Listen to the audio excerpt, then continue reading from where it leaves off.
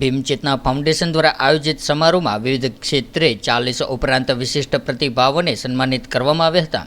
ગુજરાત વિધાનસભા વિરોધ પક્ષના નેતા શ્રી અમિત ચાવડાની પ્રેરક ઉપસ્થિતિમાં ગાંધીનગરના સેક્ટર 12 ખાતે આવેલા ડૉક્ટર બાબા સાહેબ આંબેડકર હોલ ખાતે ભીમ ચેતના ફાઉન્ડેશન દ્વારા પ્રતિભા સન્માન કાર્યક્રમનું આયોજન કરાયું હતું। ત્યારે આ પ્રસંગે શ્રી અમિત ચાવડાએ ભીમ ચેતના ફાઉન્ડેશન દ્વારા કરવામાં આવતી કામગીરીને બિરદાવી હતી। ત્યારે વધુમાં તેમણે કહ્યું હતું કે શિક્ષણના આ યુગમાં કોઈને બાળક શિક્ષણથી વંચિત ન રહે તે આપણી જવાબદારી છે। ત્યારે ભીમ ચેતના ફાઉન્ડેશન દ્વારા આગામી સમયમાં યુપીએસસી જીપીએસસી જેવી સ્પર્ધાત્મક પરીક્ષાઓની તૈયારી માટે શરૂ થનારા ક્લાસીસ માટે અભિનંદન પાઠવ્યા હતા। તેમજ આ સંસ્થાના સામાજિક કાર્યોમાં સૌ કોઈએ યથાયોગ્ય સહયોગ આપવા પણ આહ્વાન કર્યું હતું। ત્યારે આજના આ સમારોહમાં અનુસૂચિત જાતિ જનજાતિ તેમજ બક્ષી પંચના કલા ક્ષેત્રે સામાજિક ક્ષેત્રે તેમજ સરકારી ક્ષેત્રે કાર્યરત 40થી વધુ વિશિષ્ટ પ્રતિભાવોનું વિપક્ષ નેતા અમિત ચાવડા તેમજ મહાનુભાવોના વરદ હસ્તે સન્માન કરવામાં આવ્યું હતું।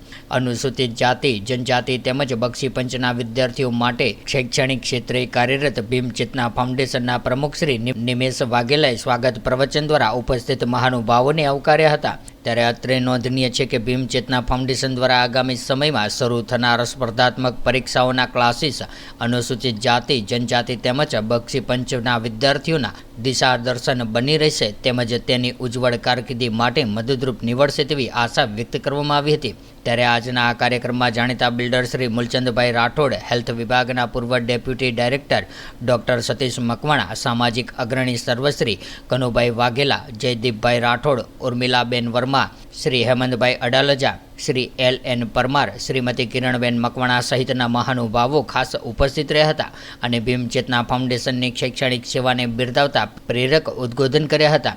ત્યારે આજના વિશેષ પ્રતિભા સન્માન સમારોહમાં સંસ્થાના ઉપપ્રમુખ શ્રી મહામંત્રી તથા હોદ્દેદારો ઉપરાંત સામાજિક અગ્રણીઓ મોટી સંખ્યામાં ઉપસ્થિત રહ્યા હતા અને કાર્યક્રમના અંતે ભીમ ચેતના ફાઉન્ડેશનના ઉર્મિલાબેન દ્વારા સૌ કોઈનો આભાર વ્યક્ત કરવામાં આવ્યો હતો।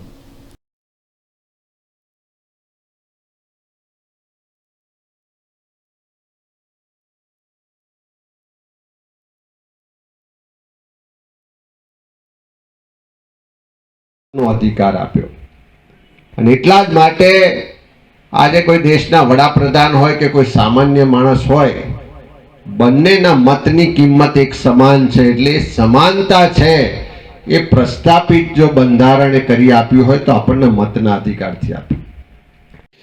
નિમિષભાઈ બહુ સાચી વાત કરી કે એક વિચાર આવ્યો અને વિચારને અમલમાં મૂકવા માટે ચર્ચાઓથી શરૂઆત થઈ અને ધીમે ધીમે સુધી આ મુકામ સુધી પહોંચ્યા છે।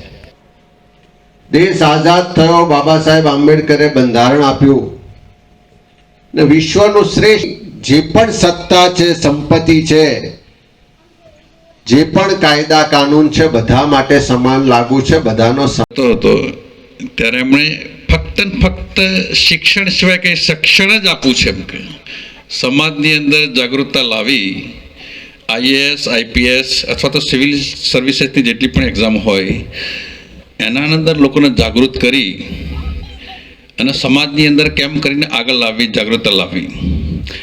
ડૉક્ટર એન્જિનિયર તો ભીમ ચેત સારી એક્ટિવિટી કરે છે, એમને પણ અભિનંદન આપું છું, એમની ટીમને પણ અભિનંદન આપું છું અને એમની સંસ્થા ફૂલે ફાલે અને સારો વિકાસ કરે। व्हाट्सएप, ट्विटर, फेसबुक, इंस्टा जहाँ भी आपका अकाउंट है इसे शेयर बटन के द्वारा वहाँ पर शेयर करें।